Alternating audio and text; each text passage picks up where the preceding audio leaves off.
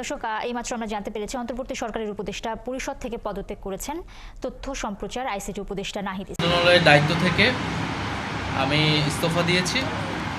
এছাড়াও এই জুলাই ফাউন্ডেশন, জুলাই শহীদ স্মৃতি ফাউন্ডেশন সহ সরকারের যেই সকল কমিটিতে আমি ছিলাম, এই সকল কমিটি থেকে আমি সাথে একই সাথে ইস্তফা আমার হচ্ছে। আমার প্রশ্ন হইতেছে, বাংলাদেশের তরুণদের এইভাবে বিভক্ত করলো কে? বাংলাদেশের তারুণ্যকে বিভক্ত হইতে দেওয়া যাবে না তো। আমার ডাইন হাতের সাথে বাম হাতের লড়াই কে লাগাই দিল? দর্শক, আজকের এই ভিডিওটি দেখলে আপনারা রীতিমতো অবাক হয়ে যাবেন।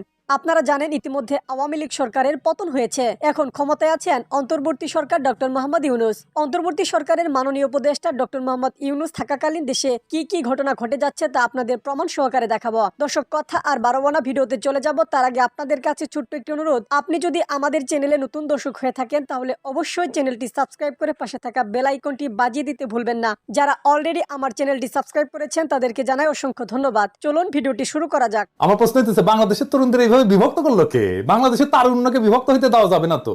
আমার ডাইন হাতের সাথে বাম হাতের লড়াই কে লাগাই দিল? সবাই অনুরোধ, প্রেসিডেন্ট, সেক্রেটারি, শীর্ষ নেতারা এই সব দলের কেউ অন্যের বিরুদ্ধে বলবা না। আজ থেকে টিভি চ্যানেলে গিয়ে তর্ক করবা না, ডিফিউজ করো। এখন থেকে কয়েকদিন ক্ষান্ত দাও। এজেন্সির লোক শিবির আর ছাত্র দল সাইজা অন্যের উপর ঝাঁপায় পড়বে। আমি চোখে চোখে দেখতে পাইতেছি এজেন্সির লোকেরা পূর্ণ শক্তি নিয়ে নামে গেছে। লক্ষ্য হইতেছে ফ্যাসি বিরোধী তরুণ সম্প্রদায়ের মধ্যে ফাটল তৈরি করা। সফল হয়েছে তারা, পরস্পরের সাথে সংঘাত লাগায় দেওয়া সফল হয়ে গেছে। তবে এই ঘটনাগুলোর মধ্যে সবচেয়ে আলোচিত যে শব্দগুলো হইতেছে তাতে শিবির এক শিবির। জুলাই আন্দোলনের নেতাদের মধ্যে যে এত শিবির থাকার ব্যাপারটা এবং আন্দোলনে যোগ দেওয়া অনেকের, বিশেষ করে এই যে সেকুলার শহুরে এলিটদের, এদের মনে মনে হয় লজ্জা লাগিছে। এমনকি হাসিনাকে হটানোর আন্দোলনেও তারা নামছিলেন। এই ব্যাপারে আফসোসও দেখা যাচ্ছে কারো কারোর মধ্যে। এইদিকে জাতীয় নাগরিক কমিটি যেটা হয়েছে না, এর মধ্যে অনেক উলট পালট চলতেছে। এক শিবিরদের নাকি ভালোভাবে অন্তর্ভুক্ত করা হইতেছে না। আবার যারা তাদেরকে নিতেছে না, তারাও নাকি জীবনে কোনো না কোনো সময় শিবিরের সাথে সংশ্লিষ্ট ছিলেন। আন্দোলনের নেতৃত্বে শিবিরের ভূমিকা কতটা সেটা নিয়েও বিতর্ক চলতেছে। বাকশালী শাসনের প্রথা অনুযায়ী শিবির ত্যাগ দেওয়ার ঘটনাও নাকি ঘটতেছে। কয়দিন আগে মিজানুর রহমান আজারি একটা কথা বলছিলেন যে রাজাকার শব্দটা এখন সম্মানসূচক হয়ে গেছে। শুনেন। আমার নবীকে গালি দিত গণক, জাদুকর, এরপর গালি দিত পাগল, নির্বংশ বলে, আর আমাদেরকে গালি দেয় মৌলবাদী বলে, আমাদেরকে গালি দেয় রাজাকার বলে। রাজাকার শব্দটা তো এখন একটা অ্যাওয়ার্ড হয়ে গেছে, অ্যাওয়ার্ড। শেখ হাসিনার শাসনে আমরা তো জানি শিবির পরিচয় দেওয়ার উপায় ছিল না। শিবির ত্যাগ দেয়া, হত্যা, গুমের, মারধরের ঘটনা তো অগণিত। আবরারকে তো এইভাবেই মারা হয়েছে, তাই না?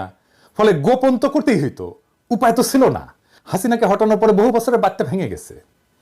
তাই অনুমান করি যে শিবির বা এক শিবিররা গর্ব নিয়ে নিজেদের পরিচয় দিতেছে যে রাজাকারের মতো একটা সম্মানের ব্যাপার হয়ে উঠছে শিবির হওয়াটা।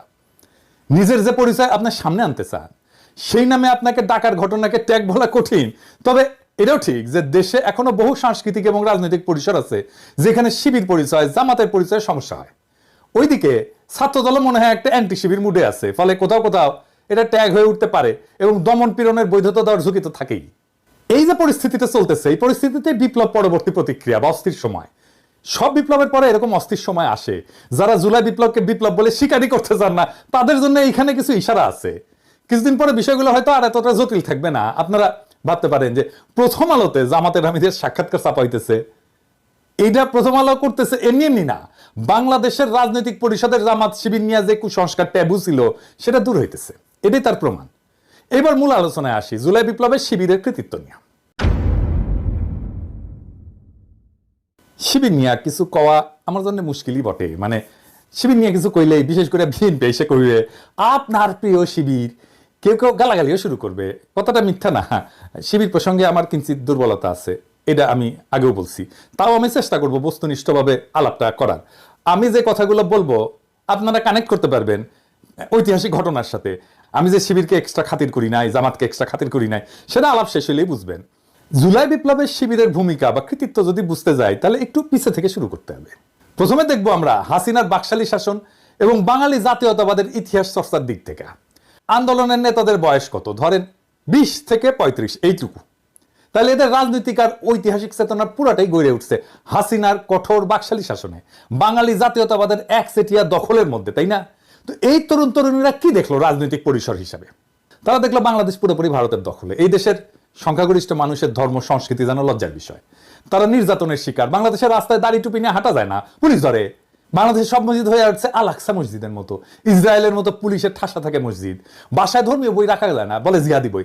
দাড়ি টুপি থাকা মানে তারা আয়নাঘরে আটকায় রাখা যায়। আয়নাঘরের দেয়ালে যে লেখা, সেটা তো সারা বাংলাদেশের সাধারণ মুসলমানের আর্তনাদ। আলেমদের নির্বিচারে গণহত্যা করা যায়, সর্বজন শ্রদ্ধেয় আলেমকেও রিমান্ডে অত্যাচারের শিকার হতে হয়, বছরের পর বছর আটকা থাকে বিনা বিচারে মুসলমানের সংস্কৃতি নির্বাসনে। আর বাংলাদেশে যে সংস্কৃতি সেলিব্রেট করা হয়, সেটা আসলে বাঙালি হিন্দুর সংস্কৃতি। আনন্দবাজার আনন্দ না লুকায় উল্লাস করে নিউজ করে ঢাকার পয়লা যেন অষ্টমীর এক ডালিয়া, মানে পয়লা বৈশাখ। তো লিখতেছে কার সঙ্গে তুলনা করা যেতে পারে। কখনো মনে হচ্ছিল কলকাতার কলেজ স্কোয়ার বা এক ডালিয়ার পূজা মণ্ডপ, কখনো বা শান্তিনিকেতনের বসন্ত উৎসবের চেহারা, তাসে রমনার বটমূলের বৃন্দগানী হোক, কিংবা ঢাকা বিশ্ববিদ্যালয়ের সামনের রাজপথে মঙ্গল শোভাযাত্রা, পুজো বসন্তের উৎসব মিলেমিশে একাকার ঢাকার নববর্ষের সকাল। কি আনন্দ! এটাই চাইছে ইন্ডিয়া, এটাই চাইছে আওয়ামী লীগ। এই কলকাতার সাংস্কৃতিক বিজয়কেই আওয়ামী লীগ বাকশাল বাঙালি জাতীয়তাবাদ দেশের স্বাধীনতা হিসেবে উপস্থাপন করছে। আওয়ামী লীগের যে বাঙালি জাতীয়বাদের ইতিহাসের যে বয়ান, তারা বলে যে 47-এ একটা ভয়ানক ঘটনা ঘটছে, দেশ ভাগ, ভারত ভাগ হয়েছে। ভারত ভাগ হয়ে ভারত আর পাকিস্তানও তাদের জন্য মহাবিপর্যয়। কিন্তু অবাক ব্যাপার দেখেন, ব্রিটিশ ভারত, যেটা আসলে মূলত মোগল হিন্দুস্তান ছিল, সেটাই মানতে চায় না তারা। তারা এটাকে মিথিক্যাল ভারত হিসেবে দেখে। সেই ভারতই হইল আজকের ভারত, সেই মহাভারত, যেটা ভাগ হয়ে নাকি পাকিস্তান সৃষ্টি হয়েছে। তাহলে ইতিহাসের সবচেয়ে বড় ভিলনকে এই ইতিহাসে জিন্নাহ, তাই না? তাহলে আমার স্বাধীনতা তো অভিশপ্ত, কারণ যেই মহাভারত ভেঙ্গা পাকিস্তান তৈরি হইলো, যেই পাকিস্তান আমাদের পূর্বপুরুষের লড়াইয়ের ফসল, সেটাই যদি ভুল হয়, তাহলে সঠিক কোনটা? সঠিক হচ্ছে ইতিহাসের সেই ভুল শোধরানো, সেই মহাভারতের মিথিক্যাল ভারতে ফিরে যাওয়া। ওইখানে ফিরে গেলে আমার মুক্তি। এটাই হয়ে দাঁড়ায় আওয়ামী লীগের স্বাধীনতার বড়াই। এটাই হইতেছে অষ্টমীর এক ডালিয়া, এটাই পয়লা বৈশাখ, এটাই বাঙালির প্রত্যাবর্তন মহাভারতে, এটাই আওয়ামী লীগ। তো বাঙালি জাতীয়তাবাদের দৃষ্টিতে স্বাধীনতার এই বয়ান, এটার যদি নাগরিকদের মুক্তির সম্ভাবনা না থাকে, তাহলে সেটাই তো সবচেয়ে বড় ব্যর্থতা, তাই না? এখন চিন্তা করেন, বাংলাদেশের নাগরিকদের যদি প্রকৃত স্বাধীনতা চাইতে হয়, তাহলে তো বিকল্প একটা ইতিহাস চিন্তা লাগবে আওয়ামী লীগের বাইরে, তাই না? কেননা খোদ স্বাধীনতার বয়ান আপনার মুক্তির আকাঙ্ক্ষাকে ধারণ করতে পারতেছে না। তো এখন দেখেন, আপনি যদি দেশের মানুষের মুক্তি চান, স্বাধীনতার রাজনীতি করেন, আন্দোলন করেন, তাহলে তো একটা সংগঠিত রাজনৈতিক শক্তি লাগবে আপনার জন্য। দেশের মানুষকে আহ্বান জানাইতে হবে তো সেই রাজনৈতিক শক্তি থেকে। সবচেয়ে বড় কথা, জনগণের ভরসাস্থল হইতে হবে তো আপনাকে। আপনার ডাকে তারা সাড়া না দিলে কিভাবে আন্দোলন করবেন? আপনি তখন সংগঠিত রাজনৈতিক শক্তির খোঁজ করবেন, তাই না? উঠতে বেড়াবেন, দেশের রাজনৈতিক সংগঠনগুলোর দিকে নজর দিবেন, তাদের বয়ান ইতিহাস চিন্তা যাচাই বাছাই করবেন, তাই না? হাসিনা প্রতিপক্ষ রাজনৈতিক শক্তিগুলোর মধ্যে যদি সম্ভাবনা খুঁজতে যায়, দেখেন কারা কারা আছে। বিএনপি আছে, বাম দল আছে, 2-1টা, জামাত আছে, শিবির আছে, এই তো হেফাজত আছে। এই পর্যায়ে এসে আপনার মনে হবে যে বাংলাদেশে প্রকৃত স্বাধীনতার ভিত্তি কোথায়, দেশের নাগরিকদের মুক্তির জন্য কোন ইতিহাস চিন্তা সবচেয়ে উপযুক্ত, তাই না? আপনি বিএনপি কে যদি দেখেন, দেখবেন যে নির্যাতিত তারা, হাসিনার দমন পীড়নে তারা পিষ্ট, নেতারা জেলে, কর্মীরা গুম হয়ে যাচ্ছে, ক্রসফায়ারে যাচ্ছে, ঘর বাড়ি ছেড়ে পালাই বেড়াচ্ছে বনে জঙ্গলে, তাই না? ভালো একটা সম্ভাবনা খুঁজে পেলেন, মজলুম দল সাধ্যমতো লড়াই করতেছে, রক্ত দিতেছে, তখন তাদের ইতিহাস চিন্তার দিকে নজর দেবেন। আপনি কি পাইলেন? আপনি তো খুব একটা স্পষ্ট কিছু বুঝতে পারলেন না। বিএনপির মধ্যে আপনি তো গণতন্ত্রের দাবি দেখবেন, ভোটের দাবি দেখবেন, তারা একটা ভোট চাইছে, তাদের মধ্যে ভারত বিরোধিতা আছে একটা সেকশনের মধ্যে। বিএনপির লোকেরা বলে না যে আপনারা দেখতে পান না, আমরা তো তিস্তানিয়া প্রোগ্রাম করছি, লং মার্চ করছি ইন্ডিয়ার বিরুদ্ধে, আমরা কি ইন্ডিয়ার বিরুদ্ধে কথা বলি না? সত্য, কিন্তু এটাও সত্য, বিএনপির মধ্যে ভারতকে সন্তুষ্ট কইরা দেশে গণতন্ত্র ফেরানোর আশাও আছে। তো এটা তো মিথ্যা কথা না, তাই না? আপনারা তো দেন দরবার করছেন, করেন এখনো, তাই না? আপনারা তো অমিত শাহের কাছে কুজা হয়ে দাঁড়ান, আপনারা তো আদানির জন্য ওকালতি করেন, তাই না? অর্থাৎ খোদ দখলদারের কাছে নিজের মুক্তির জন্য সাহায্য চাইছেন। বড়ই অদ্ভুত ব্যাপার।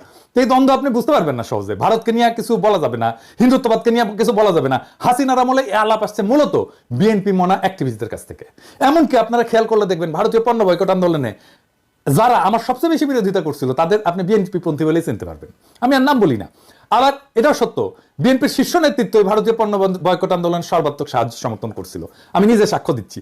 আমি যখন বলতাম ওনাদেরকে, বিএনপি নেতাদেরকে, যে ওরা কেন এমন করে, তখন বলে ও না, ওরা আমাদের লোক না, আমাদের সাপোর্টার। তার মানে বিএনপির মধ্যে একটা ভারত প্রশ্নে সলিড কোনো অবস্থান নাই, নানা অবস্থান আছে, নানা মত আছে, এর মধ্যে চরম ভারতপন্থী অংশ আছে। ওইদিকে তাদের কোনো সুস্পষ্ট ঐতিহাসিক অবস্থান নাই জনতার সামনে, নিজেদের ইতিহাসের বয়ান স্পষ্ট করে উপস্থাপনা করেনি বিএনপি। বিএনপির একটা ইন্টারেস্টিং দাবি ছিল, সেটা কি জানেন? সেটা হচ্ছে আওয়ামী লীগের চেয়ে বিএনপির মধ্যেই নাকি মুক্তিযোদ্ধা বেশি। জিয়াউর রহমান স্বাধীনতার ঘোষক, তাই না? তখন আপনার মনে পড়বে যে স্বাধীনতার বয়ান আপনাকে আওয়ামী লীগ খাওয়াইতেছে, তার আর একটা ভার্সন বিএনপি। হাসিনার সঙ্গে বিএনপির বিরোধ আসলে কি নিয়ে? তাদের পার্থক্য কেবল মুক্তিযুদ্ধের মালিকানা নিয়ে, যে বয়ানে হাসিনা 100% নিয়ন্ত্রণ দাবি করতেছে, বিএনপি সেখানে অংশীদার হইতে চায়। আর কি, সে দেশ শাসন করার অধিকার চায়। এখন এইটা একাই আওয়ামী লীগ করতেছে, তাই না? তো ঘটনা বোঝার জন্য আপনাকে যখন জিন্নার দিকে ফিরতে হবে, তখন দেখবেন বিএনপির কাছে জিন্নাও ভিলেন, অথবা তারা এই বিষয়ে স্পষ্ট কোনো অবস্থান নেয়নি। বাঙালি জাতীয়তাবাদের ইতিহাস চিন্তা থেকে বাড়ায় আসতে না পারার কারণে বিএনপি বুঝতে পারে না যে পাকিস্তান ইতিহাসের একটা অপরিহার্য ঘটনা। এটি কেবল ব্রিটিশ ভারতের স্বাধীনতা ছিল না, বরং মুসলমানদের জন্য একটা নিরাপদ রাষ্ট্র তৈরির প্রয়োজনীয়তাও ছিল। শুধু মুসলমান না, ভারতের সংখ্যালঘুদের জন্য নিরাপদ রাষ্ট্র তৈরির প্রয়োজনীয়তাও ছিল। জিন্না তো ভারতের সংখ্যালঘুদের নেতা, হ্যাঁ ঠিক, মুসলমানদের নেতা না, সংখ্যালঘুর নেতা, হিন্দু দলিতের নেতাও ছিল জিন্না। পাকিস্তানে যারা হিন্দু ছিল তারা ছিল দলিত। পশ্চিম পাকিস্তানের দলিত সুজাক তেহরিক দল আছে হিন্দুদের, এরাই কিন্তু পাকিস্তানের সংখ্যাগরিষ্ঠ হিন্দু। পূর্ব পাকিস্তানের যোগেন মন্ডল জিন্নার সাথে ছিল নমশূদ্রদের নেতা। যোগেন মন্ডল থাকতে পারেনি পরে, সেটা ভিন্ন আলাপ, আমিও আলাপে আর না যাই। মানে ধরেন যোগেন মন্ডল পাকিস্তানে থাকতে পারেনি, তো বাঙালিরাও তো পাকিস্তানে থাকতে পারেনি ভাই, আমরাও তো থাকতে পারিনি, তাই না? সেই আলাপটা অন্য আলাপ। ব্রিটিশরা চলে যাওয়ার পরে মুসলমানরা হিন্দু সংখ্যাগরিষ্ঠ রাষ্ট্রে সংখ্যালঘু হয়ে পড়ে, যেখানে রাষ্ট্রের ভিত্তি গণতন্ত্র এবং আইনের শাসন না, বরং একটা বিশেষ জাতীয়তাবাদ, নিখিল ভারত ধারণা, যেটা আসলে হিন্দুত্ববাদ। এই সংখ্যালঘুকে বাঁচাইতে জিন্না পাকিস্তানের ধারণা নিয়ে লড়াই করছে। না হলে আজকে ভারত যদি অখণ্ড থাকতো, ভাবতে পারেন এই পুরা ভারতীয় মুসলমান এবং দলিতেরা কি দুর্বিষহ জীবন পাইতো মোদির ভারতে, কি হইতো সেটা এখনই দেখতে পারতেছেন। তখন আপনি বুঝবেন জিন্না আসলে ইতিহাসের একজন ভিশনারি নেতা ছিল, ইতিহাসের একজন মহানায়ক ছিল। আপনি তখন বুঝবেন যে বিএনপি কেন জনতার মধ্যে গ্রহণযোগ্যতা পাচ্ছে না, বিএনপির আহ্বানে জনগণের সাড়া কম কেন, কারণ তার ভারত প্রশ্নে অস্পষ্ট রাজনীতি। এরপরে তখন আপনি জামাত শিবিরের দিকে নজর দেবেন, তাই না? কি দেখবেন? আপনার তখন মনে হইতে পারে যে এই জামাত শিবিরের মধ্যেই বিকল্প ইতিহাস চিন্তা পাওয়া যেতে পারে, যেটা আপনার আকাঙ্ক্ষার সাথে যুক্ত। আপনি দেখবেন শিবিরের মধ্যে পাকিস্তান, জিন্না, ভারত বিরোধী অবস্থান একটা সুসংগঠিত বয়ান আছে। তারা বাঙালি জাতীয়তাবাদকে ভারতীয় জাতীয়তাবাদের একটা শাখা হিসেবে চিহ্নিত করতে পারে সক্ষম। তারা বোঝাতে সক্ষম যে হাসিনা মুক্তিযুদ্ধের নামে ভারতীয় দখলদারিত্ব কায়েম করছে। আওয়ামী লীগ আসলে ভারতীয় আধিপত্যবাদী শক্তির হাতের পুতুল। এমনকি মওদুদি এবং জামাত পাকিস্তানের যে বিরোধিতা করছিল, তারাও এখন জিন্নাকে তাদের বয়ানে গ্রহণ করছে। তখন শিবির জামাত দেখলে আপনার মনে হতে পারে যে এইটা বাংলাদেশের মানুষের মুক্তির একটা পূর্ণাঙ্গ প্যাকেজ। ইতিহাস বোধ আছে, ধর্ম আছে, ইতিহাস চিন্তা ঠিকঠাক আছে, ভারতকে সঠিকভাবে চিহ্নিত করা হয়েছে, বাঙালি জাতীয়তাবাদকে ভারতীয় জাতীয়তাবাদের শাখা হিসেবে চেনানো হয়েছে। আপনি যখন এই বিকল্প ইতিহাস চিন্তার সামনে এসে দাঁড়াবেন জামাত শিবিরের, তখন দেখবেন যে বিএনপি কেন জনগণের আস্থা পাচ্ছে না। কিন্তু আপনি যদি আরো গভীরে যান তাহলে দেখবেন যে জামাত শিবিরের ডাকে জনগণ সাড়া দিচ্ছে না কেন। এটা কি কেবল হাসিনার দমন পীড়নের কারণে, নাকি আরো কোনো কারণ আছে? আসেন সেটা একটু বুঝে দেখি। জামাত শিবির প্রসঙ্গে একটাই অস্বস্তি। দর্শক, এইমাত্র আমরা জানতে পেরেছি অন্তর্বর্তী সরকারের উপদেষ্টা পরিষদ থেকে পদত্যাগ করেছেন তথ্য সম্প্রচার আইসিটি উপদেষ্টা নাহিদ ইসলাম। অন্তর্বর্তী সরকারের প্রধান উপদেষ্টা প্রফেসর মোহাম্মদ ইউনূসের কাছে তিনি পদত্যাগপত্র জমা দিয়েছেন। গেল 8 আগস্ট থেকে সরকারের উপদেষ্টা হিসেবে দায়িত্ব পালন করে আসছিলেন নাহিদ। জুলাই অভ্যুত্থানে ছাত্রদের যে নতুন রাজনৈতিক দল গঠিত হচ্ছে, সেই দলের আহ্বায়ক হিসেবে তিনি দায়িত্ব পালন করবেন। শেখ হাসিনা পতন আন্দোলনে বৈষম্য বিরোধী ছাত্র আন্দোলনের অন্যতম সমন্বয়ক ছিলেন নাহিদ ইসলাম। নাহিদের জন্ম 1998 সালে ঢাকার অদূরে ফকিরখালীতে। 2014 সালে ঢাকার দক্ষিণ বনশ্রী মডেল হাই স্কুল থেকে এসএসসি পাশ করেন। সরকারি বিজ্ঞান কলেজ থেকে 2016 সালে এইচএসসি পাশ করে ভর্তি হন ঢাকা বিশ্ববিদ্যালয়ের সমাজবিজ্ঞান বিভাগে। 2022 সালে স্নাতক পাশ করেন। বর্তমানে একই বিভাগে তিনি মাস্টার্সের শিক্ষার্থী। রাজনীতি সচেতন নাহিদ এর আগে কোনো দলে যোগ দেননি। 2018 সালে কোটা সংস্কার আন্দোলনেও ছিলেন তিনি, তবে নেতৃত্বে ছিলেন না। আন্দোলন চলাকালে নাহিদের এক সহপাঠী ও সিনিয়র শিক্ষার্থীকে সাদা পোশাকে পুলিশ তুলে নিয়ে গেলে নাহিদ আন্দোলন গড়ে তোলেন। তখন বিশ্ববিদ্যালয় প্রশাসন ও শিক্ষকদের বাধার মুখে পড়তে হয় তাকে।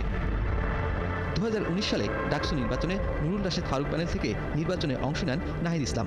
সংস্কৃতি সম্পাদক পদে নির্বাচন করলেও জয়ী হতে পারেননি। এরপর মতবিরোধের কারণে ছাত্র অধিকার সংরক্ষণ পরিষদ থেকে বেরিয়ে আসেন তিনি। 2023 সালের 4 অক্টোবর ঢাকা বিশ্ববিদ্যালয়ে নতুন নির্দলীয় ছাত্র সংগঠন গণতান্ত্রিক ছাত্রশক্তি আত্মপ্রকাশ করে। এর কেন্দ্রীয় সদস্য সচিব ছিলেন নাহিদ ইসলাম। শেখ হাসিনা পতন আন্দোলনে নেতৃত্বে ছিল বৈষম্য বিরোধী ছাত্র আন্দোলন। সেই সংগঠনের সমন্বয়ক ছিলেন নাহিদ ইসলাম। জেল জুলুম, গুম, এমনকি প্রাণভয় ত্যাগ করে রাজপথে ছিলেন তিনি। পড়ে যান সরকার ও গোয়েন্দা সংস্থার রোষানলে। আন্দোলন যখন তুঙ্গে, অন্য সমন্বয়কদের সাথে তাকেও তুলে নিয়ে যায় নিরাপত্তা বাহিনী। সে সময় নিরাপত্তা সংস্থা নাহিদকে ব্যাপক মারধর করে। ডিবি কার্যালয়ে বন্দী থাকা অবস্থায় নাহিদরা সরকারের ফরমাইশি সংবাদ সম্মেলন করতে বাধ্য হন, কিন্তু দেশবাসীকে নানা ইশারায় তারা বোঝান এটা পাতানো সংবাদ সম্মেলন, চলতে থাকে পতন আন্দোলন। ডিবি অফিসের সামনে তার শিক্ষক সহপাঠী স্বজনরা সন্ধান চাইতে যান। এরই এক ফাঁকে উচ্চ আদালতের আইনজীবীরা হাইকোর্টের দ্বারস্থ হলে হাইকোর্টের নির্দেশে আন্দোলনকারীদের পরিবারের জিম্মায় ছেড়ে দেওয়া হয় নাহিদ ইসলামকেও। ৫ আগস্ট শেখ হাসিনা পতনের পর অন্য সমন্বয়কদের সঙ্গে নাহিদও তখন দেশনায়ক। ডক্টর ইউনূস যখন দেশে আসেন তখন নাহিদ সহ সমন্বয়কদের দেখা মেলে বিমানবন্দরে। তারপরে ৮ আগস্ট অন্তর্বর্তী সরকারের উপদেষ্টা পরিষদে আসেন শপথ গ্রহণের মাধ্যমে। দায়িত্ব পালন করেন তথ্য, সম্প্রচার ও আইসিটি মন্ত্রণালয়ের। এবার নতুন বাংলাদেশ করার লক্ষ্যে তারুণ্যের যে রাজনৈতিক দল যাত্রা শুরু করছে তার আহ্বায়কের দায়িত্ব নেবেন তিনি। ক্ষমতার মসনদ ছেড়ে সোজা জনতার কাতারে এসে রাজনীতির চ্যালেঞ্জ গ্রহণ করলেন নাহিদ ইসলাম। রাজনৈতিক সংগঠন পরিচালনার কঠিন কাজ সামলাতে পারবেন কি? সবকিছু ঠিক থাকলে চলতি সপ্তাহেই গঠন হতে যাচ্ছে। দর্শক, সম্পূর্ণ ভিডিওটি দেখলেন, আশা করি বিষয়টি বুঝতে পেরেছেন। এই নিয়ে আপনার গুরুত্বপূর্ণ মন্তব্যটি অবশ্যই কমেন্ট বক্সে জানিয়ে দিবেন। ধন্যবাদ।